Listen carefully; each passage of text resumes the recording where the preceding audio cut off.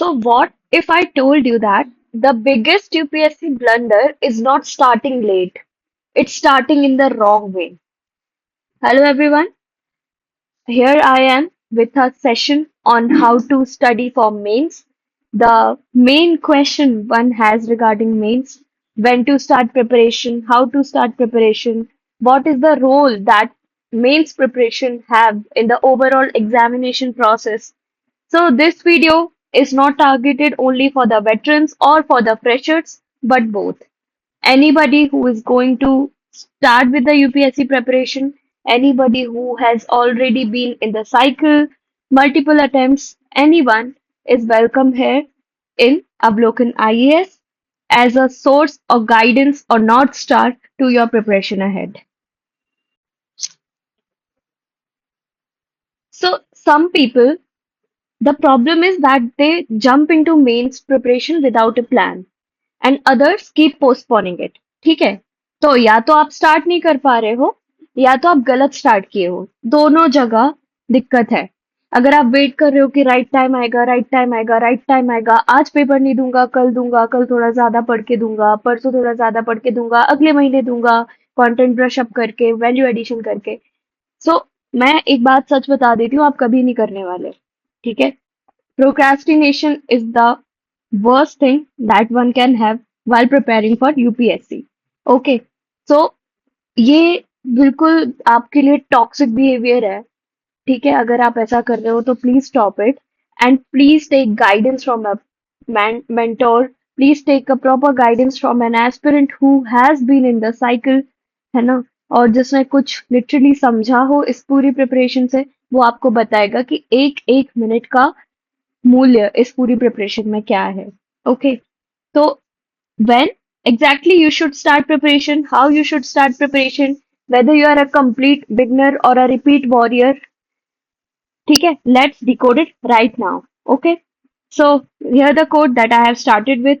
Okay, अगर आप इस साल की रैंक 61 आस्था सिंह मैम का कोई भी स्ट्रैटेजी वीडियो देखोगे, she is 22 years old, I guess 21 और 22 years old, and she has cleared it in first attempt only. और कोई उन्होंने फाउंडेशन कोर्स नहीं लिया। ठीक है, जो सबसे बड़ा लोगों का क्वेश्चन होता है, कोचिंग कौन सी करें। सेकंड चीज, कोई उन्होंने दिल्ली में रह के प्रिपरेशन नहीं की। ये भी एक सबसे बड़ा फोमो होता है कि हम तो दिल्ली नहीं आ पा रहे, हम प्रिपरेशन कैसे करेंगे।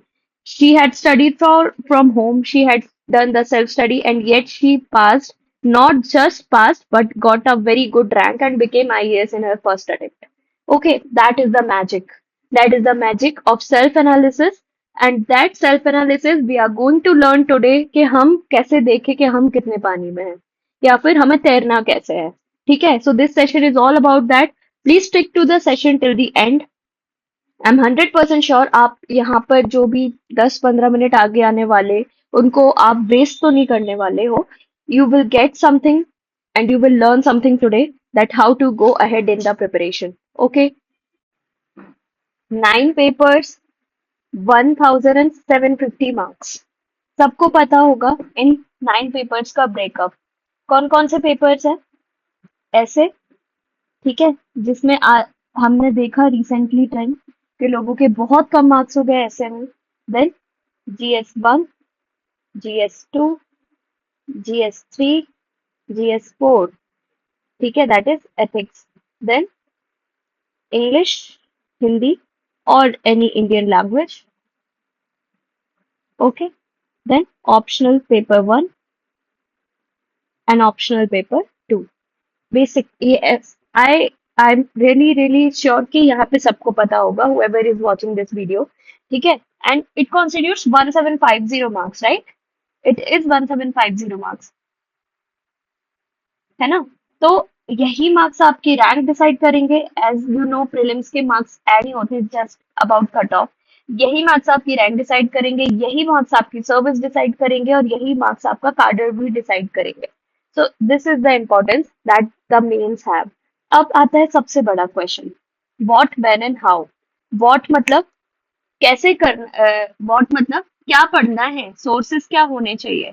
व्हेन मतलब व्हेन टू स्टार्ट, कब से स्टार्ट करना है। देन हाउ मतलब कैसे करना है, what should be the strategy.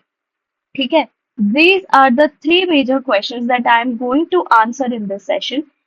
और अगर आपको इसके अलावा कोई क्वेश्चन हो after this session, you can write in the comment section below, तो वो हम आपको एड्रेस कर देंगे। ओके, अब देखो एक इम्पॉर्टेंट चीज। ठीक है, अभी कौन सा मंथ चल रहा है?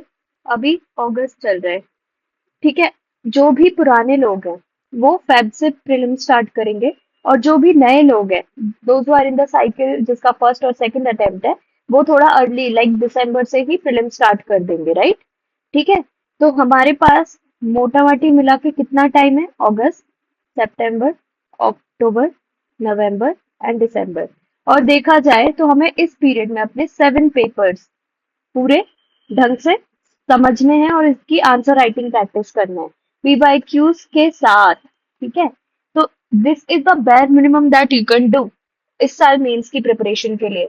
अदरवाइज वही आप दोबारा प्रीलिम्स दोगे जनवरी से स्टार्ट करके, फिर प्रीलिम्स हो भी जाएगा, मेंस के लिए आपको 2 महीने मिलेंगे, उसमें आप करके दिखा दो कैसे मेंस होगा। कर लेंगे लोग, बट आई एम श्योर कि रैंक तो इतनी अच्छी नहीं आएगी, क्योंकि the competition you have in mains, मतलब आप समझो प्रीलिम्स से जो ब्रिलियंट लोग हैं वो फिल्टर आउट होके मेंस में जा रहे हैं। ठीक है, तो यहाँ पर ब्रिलियंस की लेवल आप सोचो एक बार, है ना? तो ये जो है क्रीम लेयर, इसको आपको पछाड़ना है, और इसमें रैंकर्स भी होंगे प्रीवियस ईयर के जो ऑलरेडी ऑफिसर्स हैं। ठीक है, वो भी होंगे, तो how are you gonna compete with them? That you need to understand.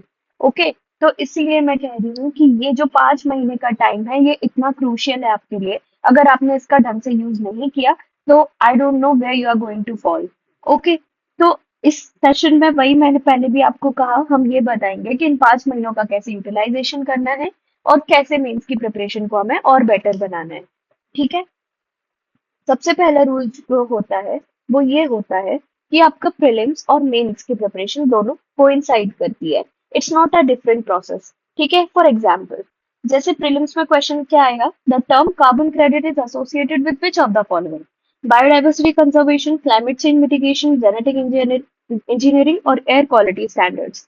वही क्वेश्चन मेंस में कैसे आएगा?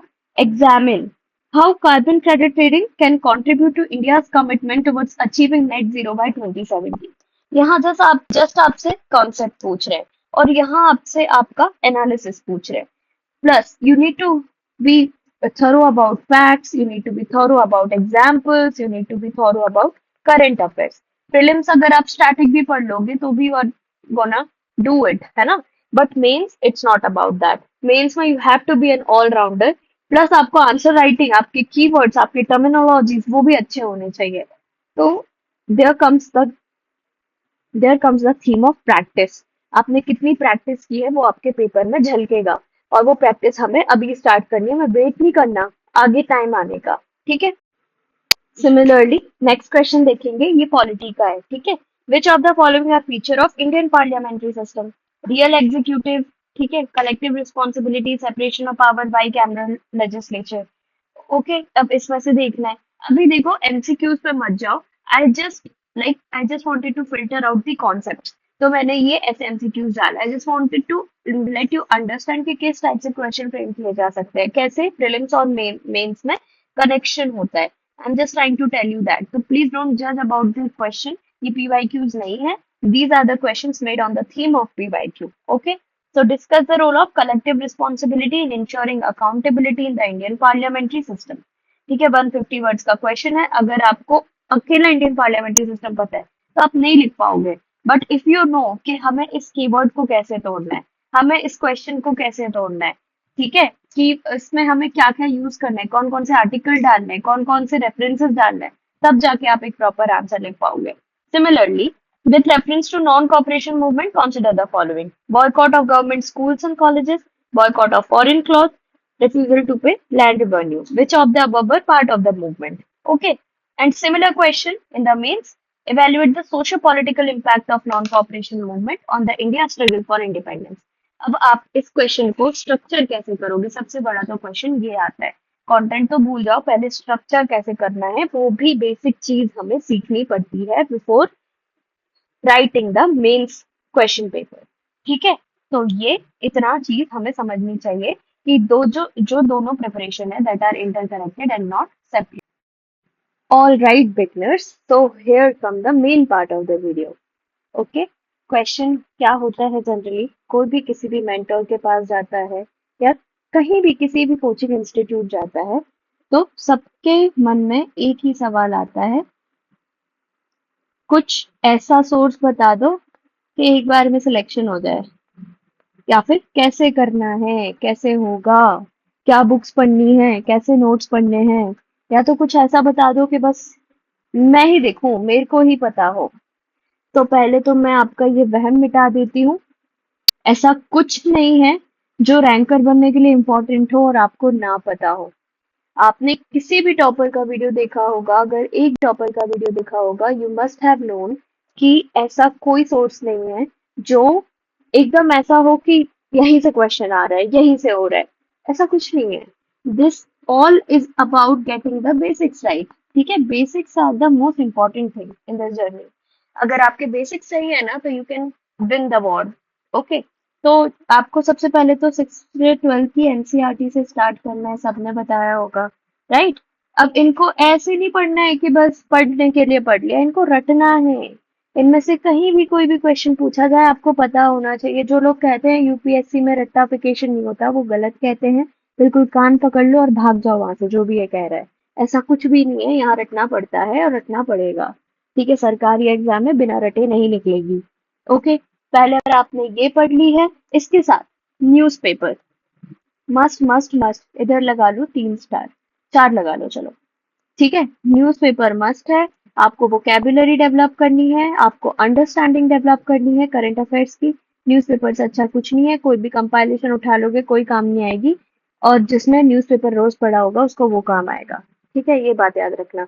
उसके बाद स्टैंडर्ड बुक्स, अब मैं आपको कोई लिस्ट नहीं देने वाली, इतना आपका खुद का फर्ज है. गूगल पे जाओ, सर्च कर लो, जो पहली लिस्ट आएगी वही स्टैंडर्ड बुक्स है.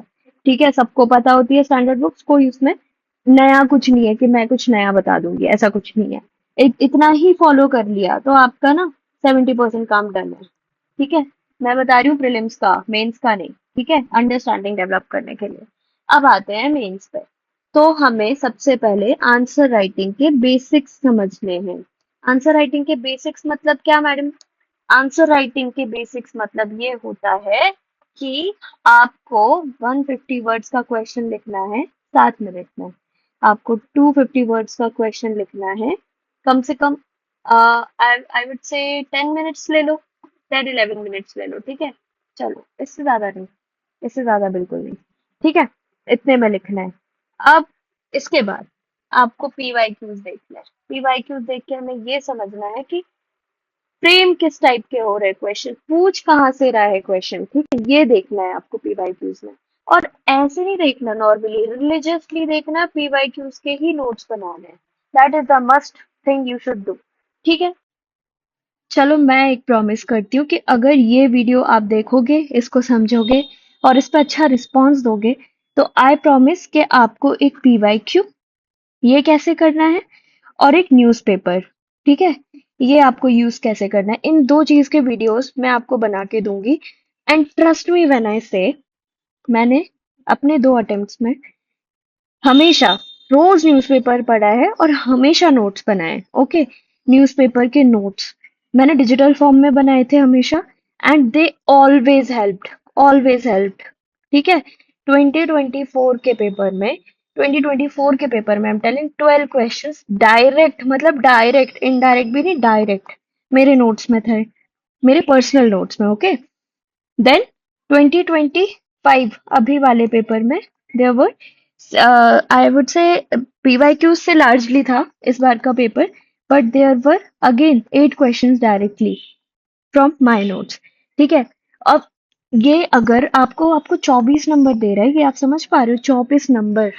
ओके, जैसे सिकाडा वाला एक क्वेश्चन था 2024 के पेपर में. ओके, जयशंकर वाला क्वेश्चन था कि वो बुक किसने लिखी थी, that was very very basic question, but still it was there.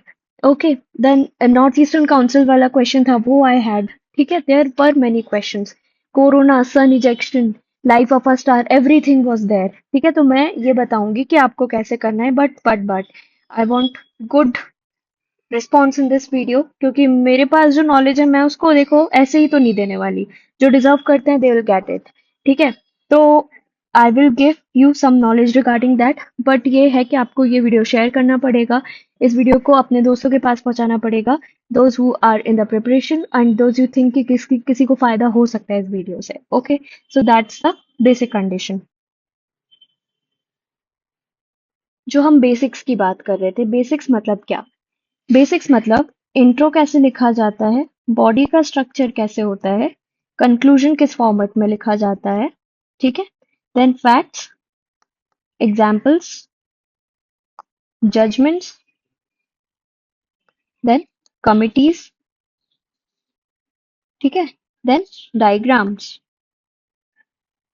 Then diagrams के बाद और क्या बचा?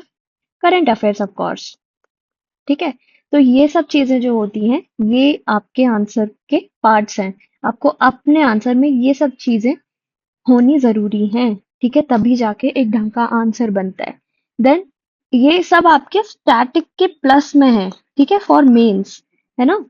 जो मैंने आपको बताया था इंटीग्रेटेड प्रिपरेशन, वो ये चीज है कि स्टैटिक तो आपने वहां पढ़ लिया, बट अब करंट अफेयर्स भी आपने प्रीलिम्स में पढ़ लिया, बट इसको कंबाइन कैसे करना है, दैट इज द थिंग। ठीक है। नाउ न्यूज़पेपर मंथली कंपाइलेशन, उसके बारे में बात कर ली। अब आती है ऑप्शनल सब्जेक्ट की बारी। ठीक है, किसी को अगर डाउट हो कि ऑप्शनल सब्जेक्ट कैसे चूज करना है, so those people also can contact on our Telegram group, on our website, wherever the links have been provided in the description box below.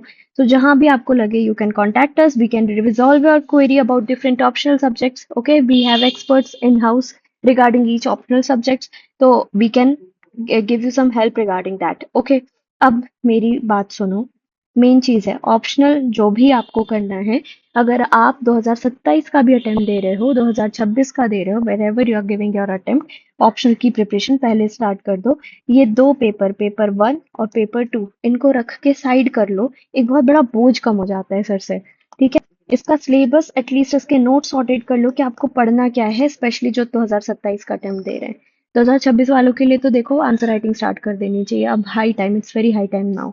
ठीक है। तो इसके रिगार्डिंग कोई क्वेश्चन हो तो उसको अलग से किसी सेशन में हम ले लेंगे, बट अभी this session is about holistic preparation, so let's stick to that. Okay, like how we should stick to our demand of the question, we should stick to the motive of the session. ठीक है।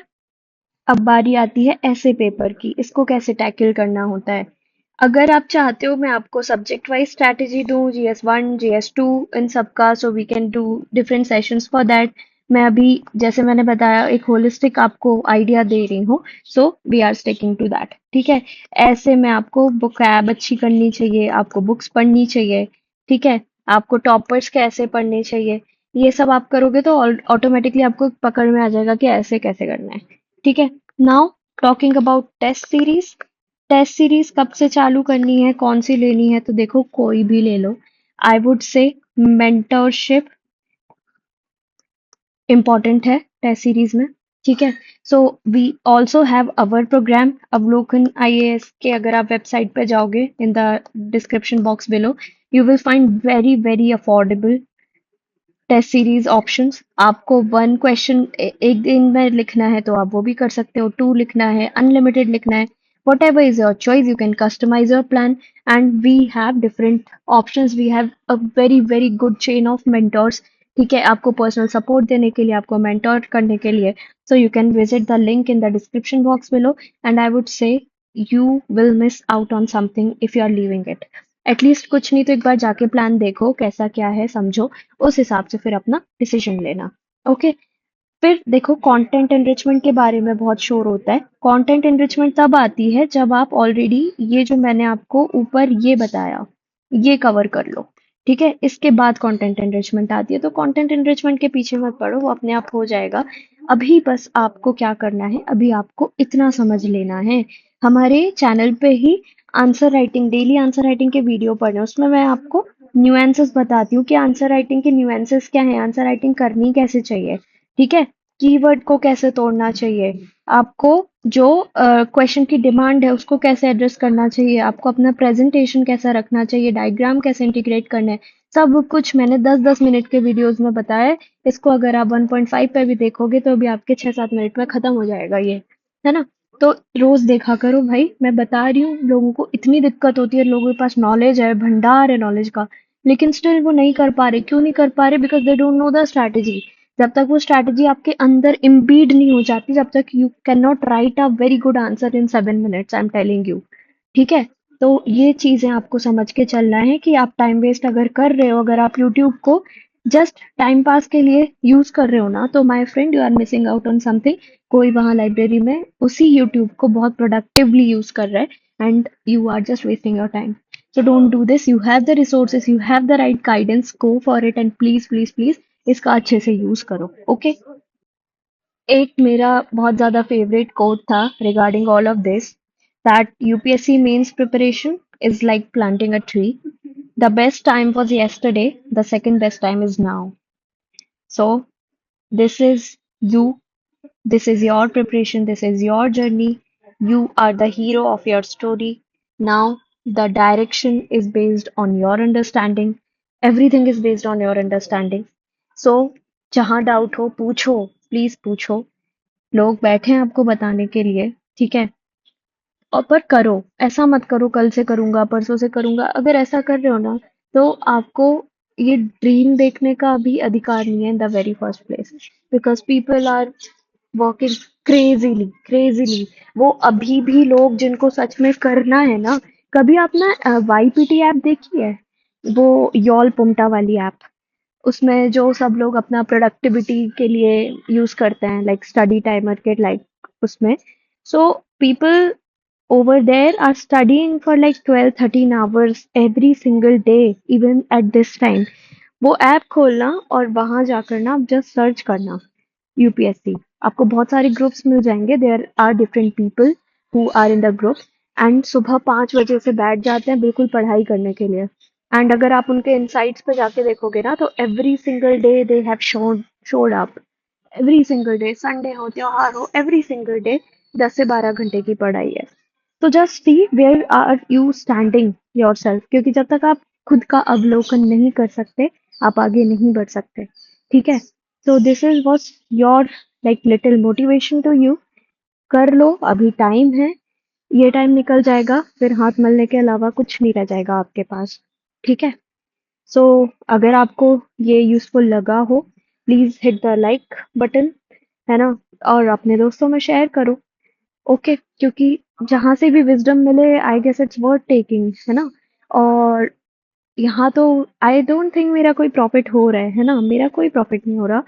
तो आपके लिए कह रही हूँ, आपको सही गाइडेंस देने के लिए कह रही हूँ, because I was someone who has dreamed of cracking this exam at a very young age, and I was 21 when I gave my first attempt. So it was like very heartbreaking because मेरे पास कोई guidance नहीं था। ठीक है? तो I want you to take the lead, I want you to do it, please do it. Otherwise at the end regret के अलावा कुछ नहीं रहेगा। ओके? So thank you. कोई डाउट हो तो प्लीज लिखना, बताना। I will be there to solve your doubts. Okay? Keep working hard, and we will be back with some greater videos जो आपको और हेल्प करे। ओके? न्यूज़पेपर वगैरह का बताना अगर लगे तो, I'll make. ओके? चलो, thank you and have a good day ahead.